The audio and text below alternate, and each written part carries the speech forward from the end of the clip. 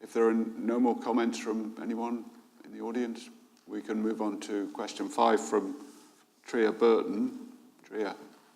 Hi there.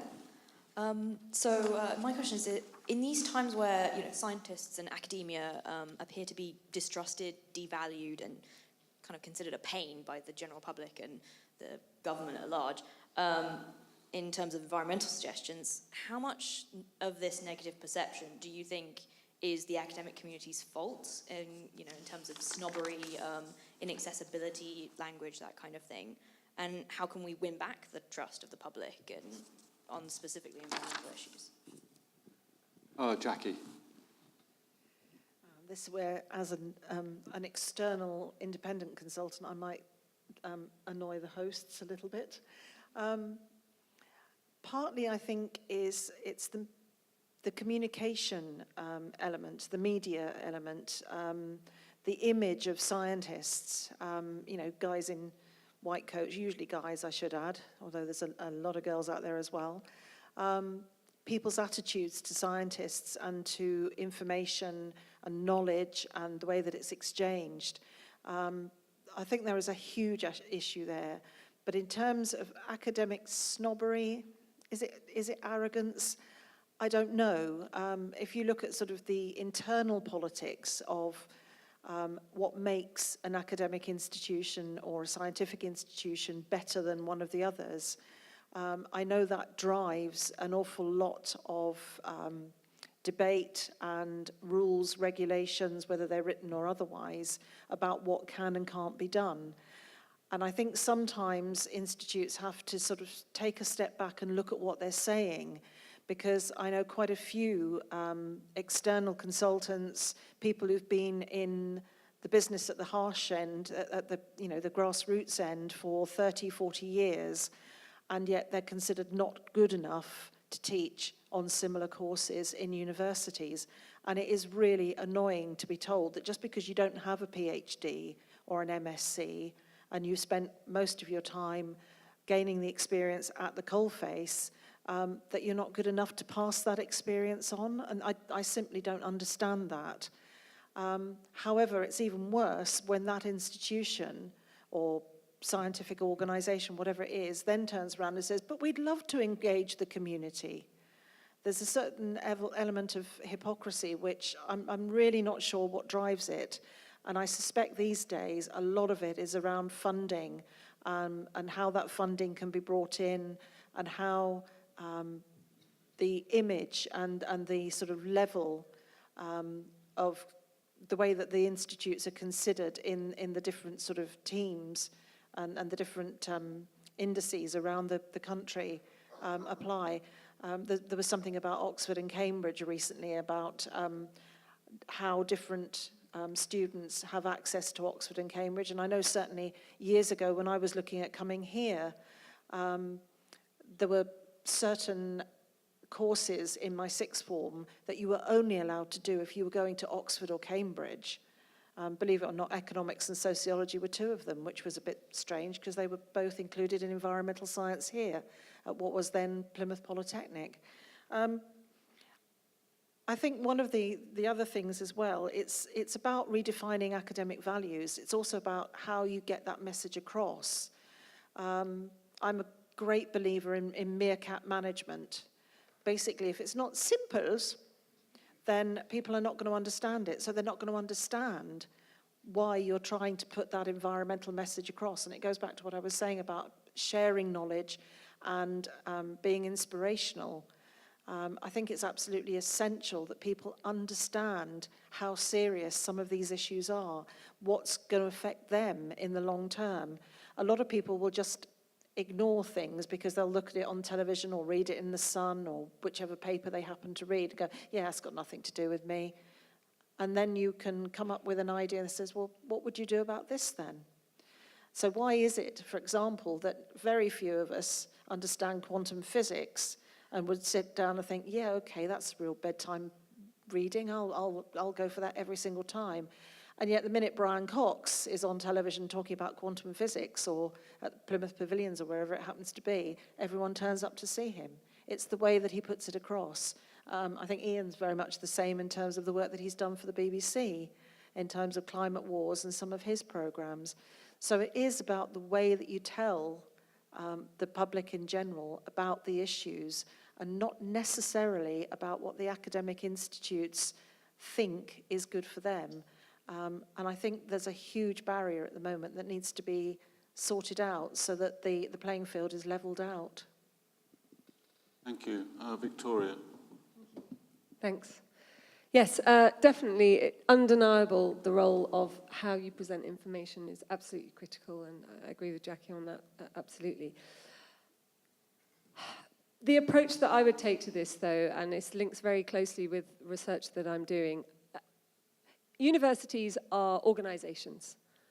So is it a surprise that trust is a big issue for academia when actually trust in businesses and organizations as a whole and institutions is at an all-time low? And so I think the question for me is less about academics specifically, but organizations and academia and higher education as an organization. And that's where the research that I've been doing with mainstream, but not just mainstream large blue chip organizations, but also looking at organizations in total. So one of the key ways in which that trust can be addressed is by looking at the purpose of that organization, as I referred to before. In other words, looking very carefully and asking very deep questions about why you exist in the first place. And if the answer to that is not to serve the long-term well-being for all people, and framed therefore within that, so then what's our unique contribution to that, then it's not going to be a meaningful purpose. And that means that it is not going to be empowering for the people who work in the organization, but also for all the stakeholders outside of it. And it also is going to come up against delivering that well-being, because there will be confused objectives that often those decisions that are made will be against well-being. So in this respect, I'm going to say something that's quite controversial, but actually Ian Stewart and I are writing a paper on this, so we're going to start saying this a lot, is academics need to think of themselves as marketers. Now, for a lot of you, marketing, you might think, is about sales, promoting, flogging stuff. But marketing isn't about that. And so one of the first things we need to do is reclaim what marketing is. If you imagine when you're a small corner shop and the interaction between customers and that shopkeeper, who would be the owner? The bit that was the relationship, where you'd find out what they wanted, where you'd adjust what you did as a result of having those daily conversations. And then you explode that out to our modern day organizations, and you see the disconnect. And the bit that is the relationships and understanding what you should change about your organization to meet the well-being of your customers and other stakeholders, that's marketing. So if we really want academia to regain the trust of public, then firstly, they need to ask very, very clearly what it is that their purpose is. And then they need to think very carefully how they produce, promote, price, and distribute those services, those offers, those products. And that is our research. So I don't truly think that if you don't take that deep step, that we will ever have research that is absolutely delivering the long-term well-being of people. It's not just about producing stuff we think is important, no matter how well-worthy we are when we try and create that research. If we're not doing it, co-creating with our stakeholders as really excellent marketers, then we will end up back in the same position. Thank you. Maya. Are scientists and academia responsible for this lack of trust? I'm not sure it's about trust, first of all. I think it's more about understanding. And I think, yes, historically they have been massively. I think we have tended to talk in a language amongst ourselves that is a special club that nobody else can get into. You know, you talk to the general public about some of our subjects, you read any scientific papers and they're completely impossible to understand from a layman's point of view. And that was something that I always struggled with at university. And one of my papers that I wrote to Simon Rundle at one time, he wrote at the bottom, this essentially needs to be more dull and less dull, more dull, more dull, less, yes, more dull and less more dull, more scientific and less interesting and less journalistic, which for me was actually a plus point. I thought, great, okay, I'm pleased with that. There was a school in Black Autumn who worked on a scientific paper that started it once upon a time and got into a major science journal. There are means and ways of producing science in a very easy to communicate method. And I think the one thing that scientists now, and many of my colleagues are very, very good at, and is helping connect the wider public with, is using social media. I love and hate this. I hate it that my daughter's got it out at times, but I love the power that it has in helping to communicate science. Twitter, videos, vlogs, blogs. My friend Emma Sheehan, who works here at the university, she's made some really lovely short animations about starballing, which is a term that she made up, which is a brilliant way of explaining how stars ball and they bounce along the surface before they turn up on the beaches in sort of mass aggregations. And it's a lovely little video that's been shared on social media a lot. She's got another one about sea fans, and she's called it sea fangles, which is when sea fans get plastic tangled on them, and another lovely little video, and that's been shared. So we all have the powers and means now to use this technology to really communicate with the wider public. And once the wider public understands us and understand that as a community, we're doing work that has relevance to them, that they can understand, that they can engage with, then we will connect with them better. And I think we're starting to do that really well. And I think media in a wider sense, TV, other forms, is also helping with that communication of science with the individuals like Brian Cox. So yes, they've been a problem. We are getting a lot better. And we've got to carry on using these technologies to do that. Thank you, Shane.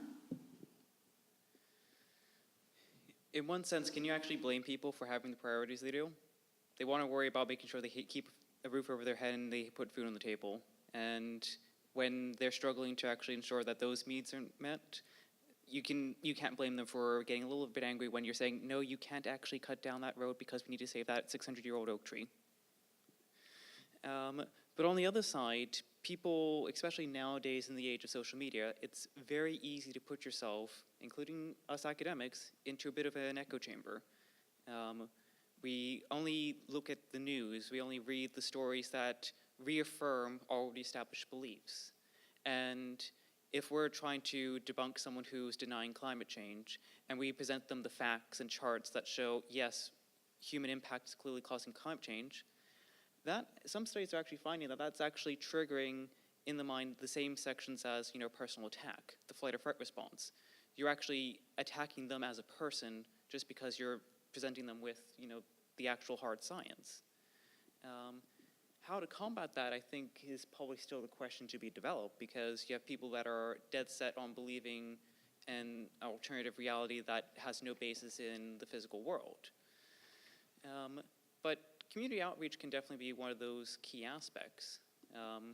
I was listening to the original question in terms of the distrust of academia, and I look back at my local science institution, the Bermuda Institute of Ocean Sciences, and I don't see that distrust. I see the community actually having a high amount of trust, but at the same time, they're doing active outreach. That lionfish tournament that I mentioned in the previous question, they're the ones that run and organize that. They're engaging the public at science at almost every level they can, both university students all the way down to elementary students. And I feel like since that's been going on for decades now, that there is that local trust in the organization that, they're going to present you with the truth and facts, and science is interesting, and it's not to be distrusted. Hopefully, on a more international scale, science outreach and environmental communication can become commonplace, so we're probably knocking on the door of people who are maybe a little bit begrudging to the change of facts, but there is hope there to actually change the mindset of people who are being a little bit more stubborn in terms of their worldview. Tria, have you?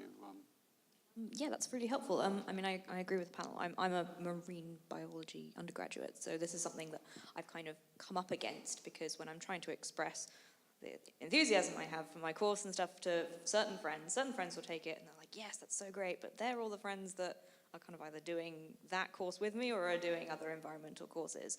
But when I take it to other people I know, there's an element of, I agree, I think it's true that it's some kind of a kind of feeling that it's not for them, but I somehow feel it's also somehow that they immediately believe that we're telling them they're stupid by saying anything, which I feel it needs some kind of, like, there needs to be some element of empathy in the scientific community for various other people, and yeah.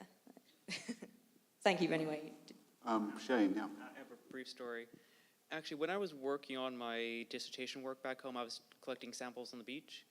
I was actually quite surprised and, quite heartened by the fact that people actually stopped and asked me what I was doing, and they took the time to listen. And I think as scientists, that's the important time to actually recognize that, we have to put aside the scientific jargon, or at least explain the jargon that can be explained. But people can be generally interested in the work we're doing. And, we come down to that level because, we're all human beings at the end of the day, with different interests and different priorities. When people are interested, open up that door, because they'll listen, and some of them will actually recognize, the scale of the issue that we're actually facing. So definitely, keep up that outreach, and you might mess it up the first few times, but you find the right level to speak to. And it doesn't necessarily mean you're dumbing it down, but you're explaining it in a way that, is relevant to the target audience you're speaking to. So definitely keep it up. Thanks, Shane. Is there anyone else who wants to comment? Well, I think the last two comments from Tria and Shane remind me of the old cliche but it's still just as relevant, I think. It's not a question of the public understanding of science. It's about the scientists' understanding of the public.